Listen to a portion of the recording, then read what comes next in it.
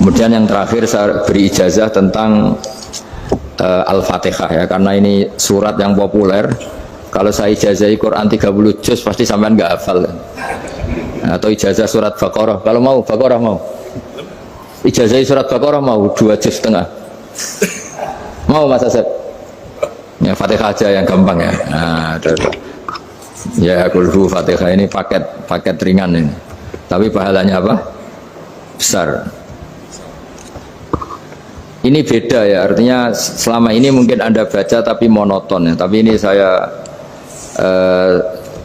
bacakan teks aslinya tentang istilahnya itu mazaya itu kelebihannya Fatihah. Saya baca Arabnya dulu, nanti ini terakhir ya, ijazah tadi kan saran-saran umum tentang sosial ya, pokoknya jadikan kebaikan itu punya nilai sosial yang baik lah. Jadi nanti orang yang nggak amanah nggak laku ya, calon bupati, gubernur, presiden yang nggak amanah juga nggak laku. Begitu juga kiai yang tidak amanah juga nggak laku, suami yang nggak amanah juga nggak laku, istri yang nggak amanah juga.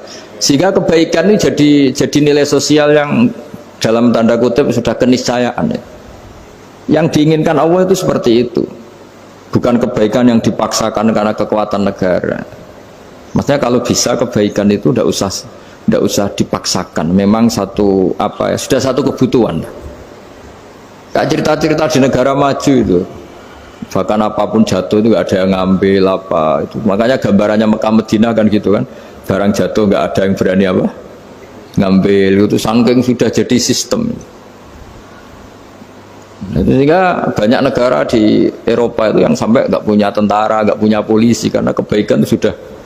Nah kita kan masih capek, polisinya aja capek apalagi masyarakatnya, karena ya apa ya, kebaikan itu belum jadi nilai apa bersama. Nah kita selain ditopang negara, ada polisi, ada tentara, itu kita usahakan kebaikan itu jadi nilai apa bersama. Tadi wa'tamiru bainakum bima'ruf. Dan kita punya reputasi yang bagus dalam bab ini. Saya masih ingat kecil saya itu yang jilbaban hanya keluarga kiai. Sekarang rata-rata masyarakat itu jilbaban. Dulu yang sekolah SMP, SMA itu jilbaban kadang dulu malah dilarang ya, harus sama seperti itu seragamnya. Sekarang sudah boleh dan nyaman. Lama-lama yang dapat simpatik ya yang pakai pakaian model tertutup seperti itu. Lama-lama gamane cara wong golek mantu ya golek yang seperti itu daripada yang blodor. Lama-lama jadi nilai bersama. Ya ingin saya seperti itulah. Di terminal juga sama. Orang mau makan cari warung yang kelihatan ada ayat kursinya, pakai jilbab, atau paling tidak dia nggak mungkin lah nyuguhkan yang tiren atau yang haram. Akan ada garansi sosial, ada apa? Ada garansi apa? Sosial dengan penampilan yang soleh itu kan, masa iya nyuguhkan oposan babi gitu misalnya itu. Jadi nilai sosial itu harus ya tadi harus benar-benar jadi nilai yang, sehingga negara biar gak capek-capek itu. Polisi juga gak capek kan, karena tugasnya corong Jawa mau ngawat-ngawati tok, tapi sudah tidak perlu tegang karena kebaikan sudah jadi nilai apa bersama. Ya, ingat-ingat ya ayatnya tadi, wa'tamiru bainakum bima'ruf. Jadi kebaikan harus jadi nilai bersama. Iktimar itu menjadi urusan bersama. Makanya kalau kita rapat besar disebut apa? Muktamar. Muktamar itu urusan bersama. Ya tadi imamnya sholat juga menopang Gojek karena nggak lama-lama nopang Grab, nopang Kernet, nopang penjaga Indomaret, penjaga bensin, pom bensin. Lah dia hanya punya waktu 5 menit terus imamnya baca Baqarah kan.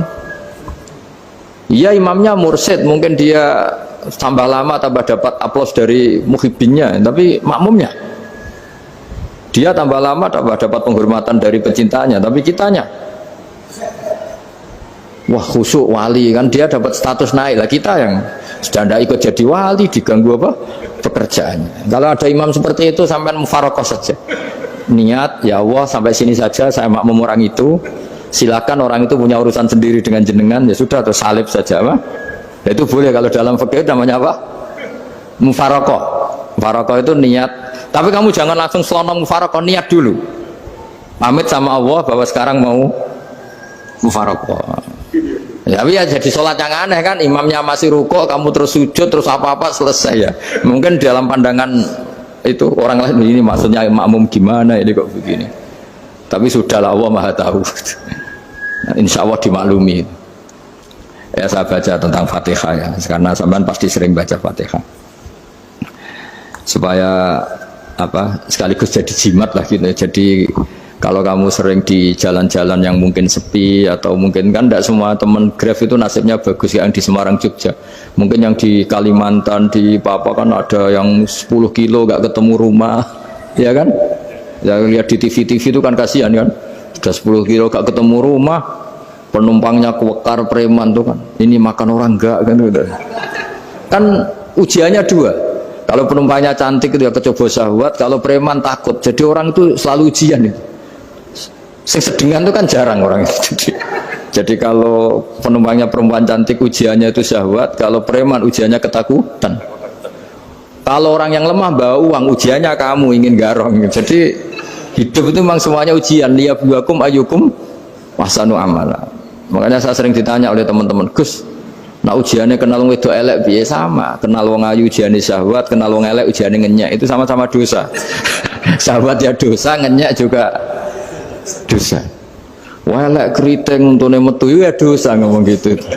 Kadang-kadang orang berpikir enak kancanan wong elek gak dosa. Kata siapa? Kancanan wong elek itu ya dosa, karena bawaannya ngenyek. Ngenyek itu menyepelekan itu. Makanya saya itu ya nggak mau berteman sampean. Nanti kan bawaannya ngenyek atau seneng ya tidak tahu. Ya sudah, ada takdir saja, kalau ketemu ya tak ulang ngaji gitu. Tapi ini ngaji terakhir, setelah ini ngaji biasa aja, tidak usah resmi gini. Ngaji kok resmi aneh. Pokoknya nanti suatu saat kalau pandemi sudah berlalu saya akan ngaji Rebone. Lalu ini ngaji. Ini ngaji yang kurang bagus karena ngatur kiai kurang berkah ini. Nanti tapi ya lumayan lah, masih mau ngaji. Ngaji kok tanggal ini jam ini. Sekarang suatu saat kamu tak panggil, Mas Wahyu datang ke sini jam ini, tidak mesti bisa. Mungkin pas ada acara apa, oh, maaf ke sini pas ngecek, pas apa. Gitu. Jadi ya sudah, tapi tak maafkan, enggak apa-apa. Takdir ya. Tak bacakan supaya sampean tahu keramatnya Bismillah. Nah sebelum saya bacakan Bismillah Fatihah, tak beritahu tentang ilmu tafsirnya, karena ini penting sekali. Fatihah itu dawuhnya Allah, tentu itu dawuhnya Allah. Saya ulang lagi, itu kalamullah. Tapi yang sudah diberikan kesampaian ke kita semua, sehingga seakan-akan itu menjadi dawuhnya kita ke Allah. Jangan salah loh ya, Fatihah itu dawuh Allah, tapi sudah diberikan ke kita, sehingga posisi kita itu yang punya itu. Nah kenapa ini perlu dijelaskan? Karena nanti ada kalimat iyyaka na'budu wa iyyaka nasta'in. Kalau itu masih kalam Allah, berarti Allah ngomong ke kamu, ngendikan ke kamu, kepadamu aku menyembah. Masa Allah menyembah kamu? Nah sehingga ilmu tafsir itu menyelesaikan itu dulu ya. Saya ulang lagi ya, sebelum sampean sering baca Fatihah, aku yakin ya sering baca, tapi barokahnya tidak paham itu tidak pernah janggal. Enggak paham itu ya penting supaya tidak iskal, tidak janggal. Sebetulnya di kalimat itu ada yang janggal. Kalau Fatihah itu kalimatnya Allah atau kalam Allah, bagaimana dengan kata-kata iyyaka na'budu? Masa Allah ngendikan ke kita, kepadamu kami menyembah? Masa Allah menyembah kita? Maka penyelesaiannya secara ilmu tafsir gimana? Semua ulama mengatakan, bukan satu dua, semuanya mengatakan di Fatihah itu semuanya diberi kawalan kalimat. Saya ulang lagi ya, di Fatihah itu semuanya diberi awalan kalimat qulu, katakan wahai hambaku begini. Ya, katakan wahai hambaku begini. Nah, begini ini pelajaran dari Allah yang sudah diberikan ke kita. Terus kita mengatakan bismillahirrahmanirrahim, alhamdulillahirabbil, termasuk kita mengatakan iyyaka na'budu wa iyyaka nasta'in. Jangan bayangkan Allah ngendikan ke kita. Kalau Allah ngendikan kita berarti gini, hei wahyu ihdinas siratal mustaqim, tunjukkan saya jalan yang benar. Nah nanti kamu terus, ya Allah Anda aja minta tolong saya minta tolong siapa kan, jadi panjang kan. Ya saya ulang lagi ya, jadi itu di ulumul Quran diterangkan gimana sebelum baca Fatihah ya. Fatihah itu kalamullah, ngendikannya Allah, tapi yang sudah diajarkan ke kita dan sudah milik kita, sehingga kalimat itu menjadi milik kita. Tapi ya kalamullah, tetap kalamullah, tapi sudah menjadi milik kita. Sudah paham ya? Ya pinter nah. Ya, karena kalau tanpa penjelasan seperti ini, Anda akan iskal. Bagaimana Allah iskal itu janggal? Bagaimana Allah mengatakan iya anak budu? Kan jadi aneh kan?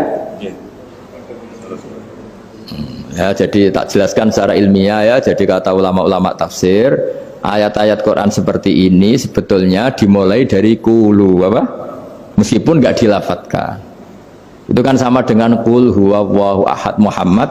Katakan kalau Tuhan itu satu. Ya namanya Quran itu kan kalam Allah, membina nabinya, membina umatnya. Makanya dikatakan atau enggak, di sini tersembunyi kata kulu, katakan. Ya. Jadi ya ibarat apa itu? Kamu ngajari anak kamu lah. Le, panggil jenengan bapak kulo. Itu maksudnya anak itu, kalimat itu kalimat kamu, tapi kamu ajarkan ke anak kamu. Terus anak kamu bilang, Pak jenengan bapak kulo. Nah ketika kamu mengatakan jenengan, bukan kamu mengatakan jenengan anakku, berarti anakmu itu bapakmu, kan lucu kan. Anak kamu ajari jenengan bapak kulo, kamu engkau bapak saya. Terus anak kamu mengulang jenengan atau kamu bapak saya. Berarti itu kalimat yang kamu ajarkan, tapi sekarang sudah milik anak kamu. Kalau itu kalimat kamu kan lucu, masa anak kamu bilang bapak. Nah itu seperti itu. Jadi ulama